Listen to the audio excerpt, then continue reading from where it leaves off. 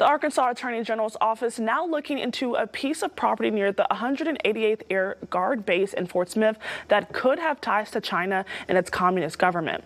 5 News reporter Lauren Spencer shares what Arkansas leaders are doing to combat the issues, as some worry that this purchase could create a national security threat. Making sure that we're protecting our assets here in Arkansas.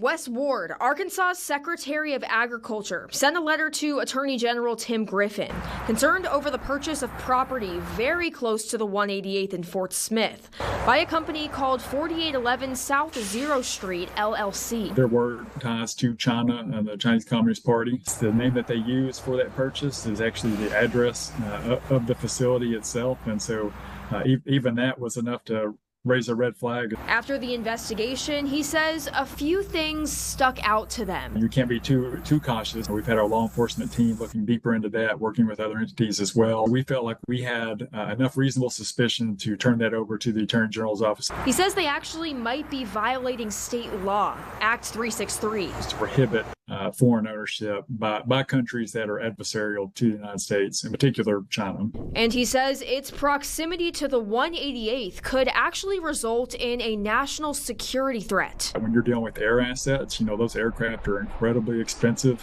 If you take an entity that could undermine and cripple one of those technologies or an asset, it could be extremely devastating. There's different capacities that adversarial countries have, either spying on our assets or stealing technology, eavesdropping, a lot of different things that can happen, especially when you're located that closely to a military installation. He says Sarah Huckabee Sanders was the first governor to take action on Chinese ownership coming into the state. We're not going to allow that in Arkansas. We're setting the example of what other states can do. Congressman Steve Womack says he's monitoring the situation closely, adding he feels it's critical to protect our country from national security threats. Fort Smith is a bright spot right now, with Arkansas leaders wanting to protect the base and area as it continues to grow and bring more people to Fort Smith. The economic development opportunities that are associated with the expansion of the military base all ties together, and we're going to do our best to continue to make sure it grows.